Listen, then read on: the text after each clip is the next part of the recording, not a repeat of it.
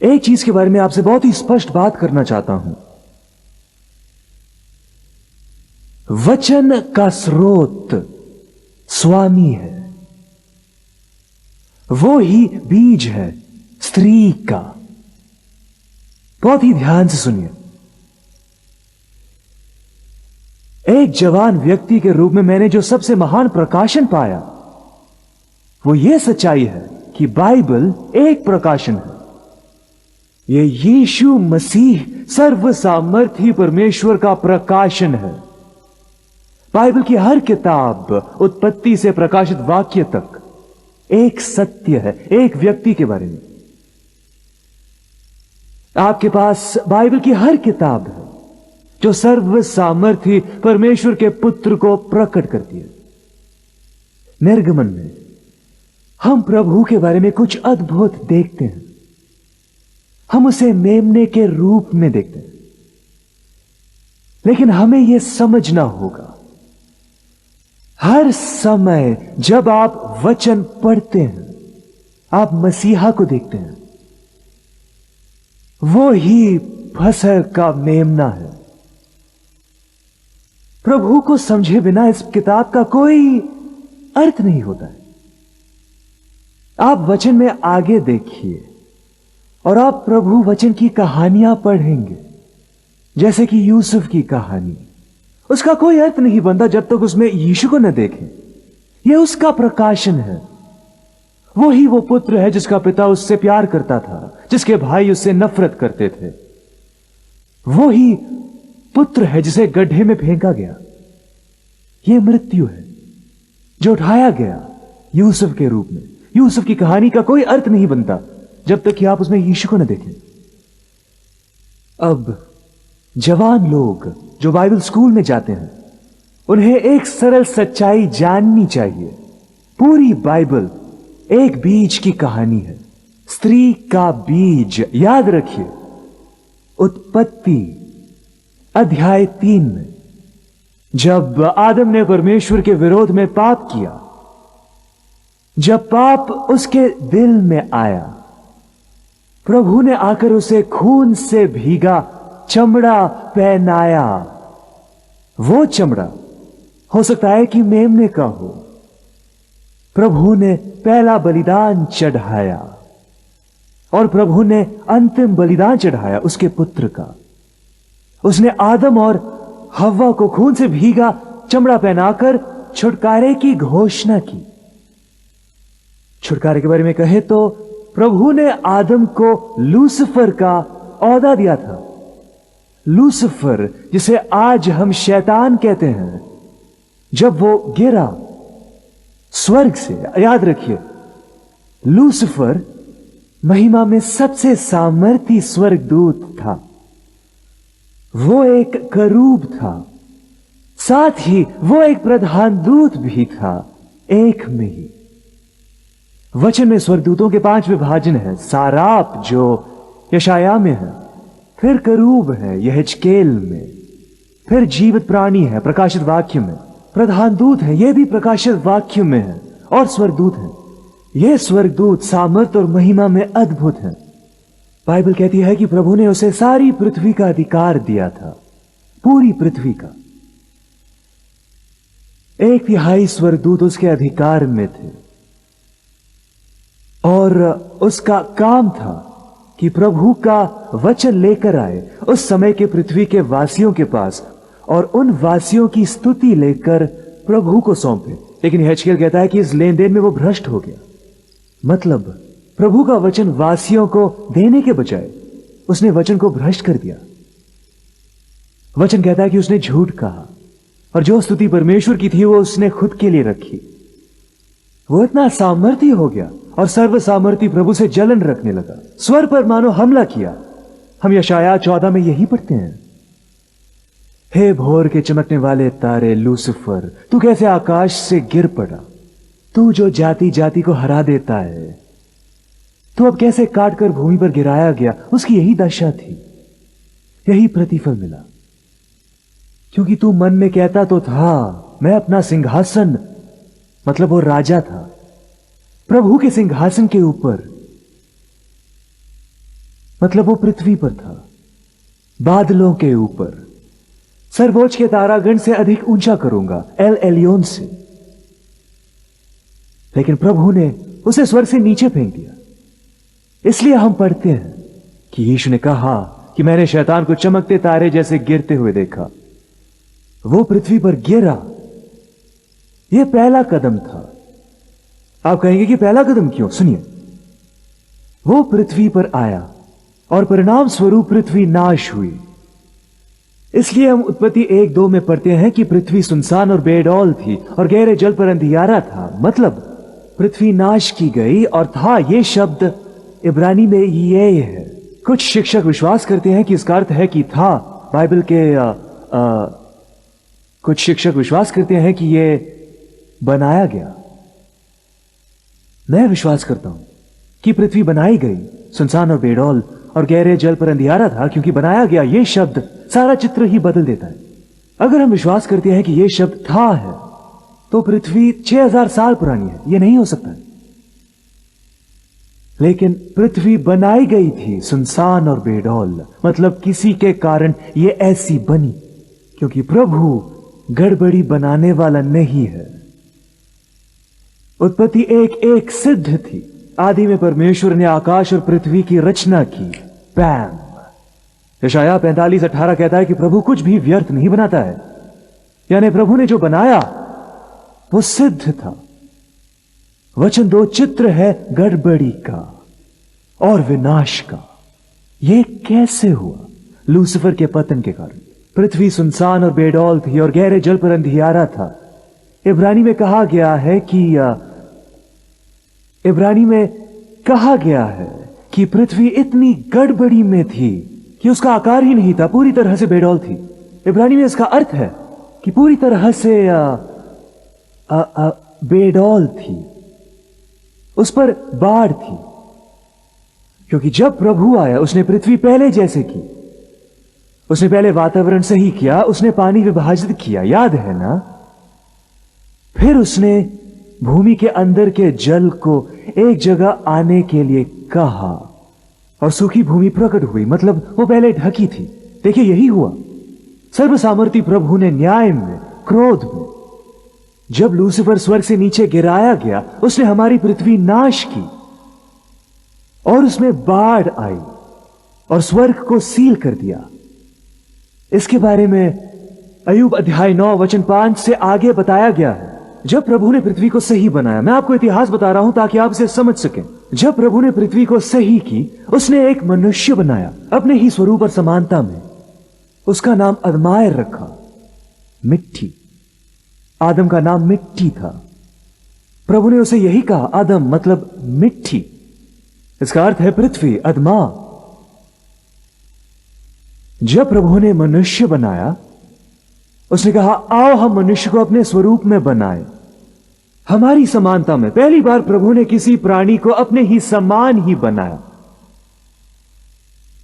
अब प्रभु कुछ अद्भुत कहता है, यह अब अधिकार रखें।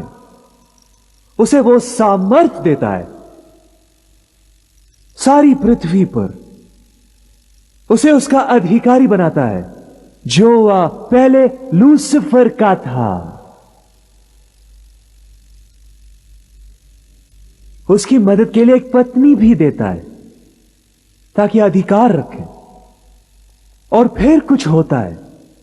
शैतान जो पहले से ही इस पृथ्वी पर था, वो सांप का शरीर लेता है और स्त्री के पास आता है और कहता है, क्या प्रभु ने कहा है? शत्रु का हर हमला एक सवाल है। आज भी यही है। जरा देखिए, जब वो प्रभु के पास आता है, कहता है, यदि तू परमेश्वर का पुत्र है, एक सवाल। हर परीक्षा एक सवाल है। मैंने अभी जो कहा उसे कभी ना भूलिए। अवश्य ये सामर्थ्य है, ये सब बाइबल में है। वो स्त्री को भरमाता है। मनुष्य पाप में गिर जाता है, अपना स्तर और अधिकार खोकर उसे शत्रु को देता है। वो अभी भी दूसरे आकाश में है। याद रखिए, 3 आकाश हैं। 3 आकाश वचन में बताए गए हैं। पहला आकाश ये वातावरण है। ये उत्पत्ति अध्याय 1 में है। दूसरा आकाश इफिसियों अध्याय 6 में है, दूसरा आकाश। तीसरा आकाश या स्वर्ग दूसरा कुरिन्थियों में है। अध्याय 12 में पौलुस तीसरे आकाश में जाने के बारे में कहता है। प्रभु तीसरे आकाश में है। शैतान आज भी दूसरे आकाश में है, जहां प्रधानताएं और अधिकार इस पल राज करते हैं। प्रकाशित वाक्य में यह उस दिन के बारे में बताता है जब प्रभु के पवित्र स्वर्गदूत लड़ेंगे शैतान के दूतों से जो अजगर है, उन्हें हरा देंगे और शत्रु के सारे दूत भूमि पर गिर जाएंगे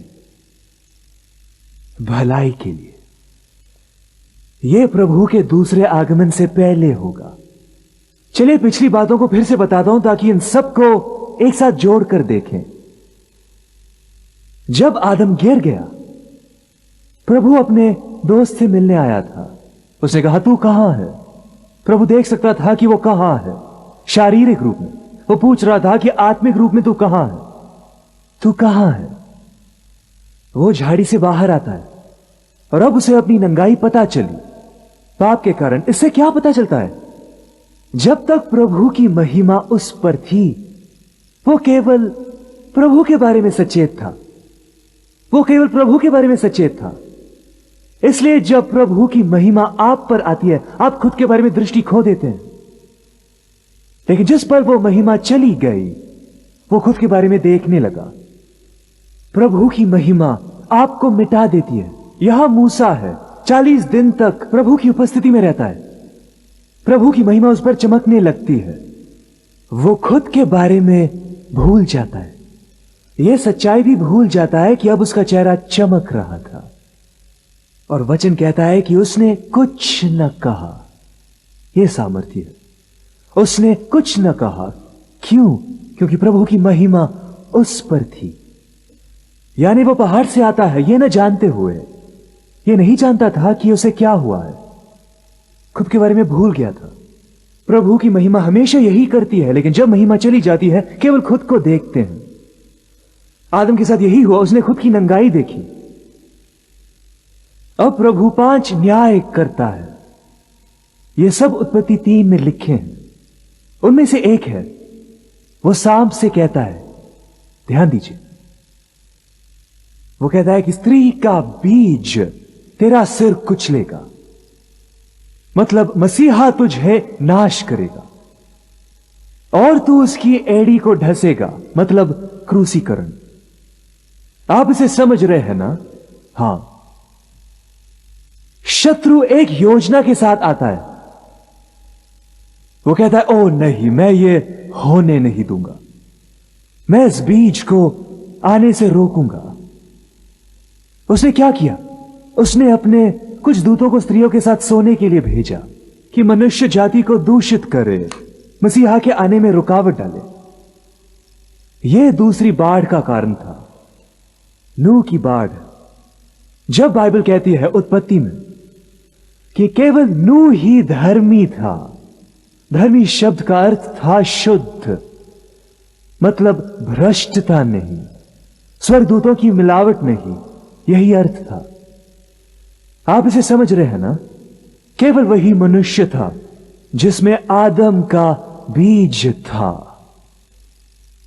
क्योंकि अब सारी मनुष्य जाति भ्रष्ट हो चुकी थी आदम और स्वर्गदूतों के द्वारा कि मसीहा के आगमन को रोक दे। प्रभु ने नूह को बचाया ताकि स्त्री के बीज को बचा सके।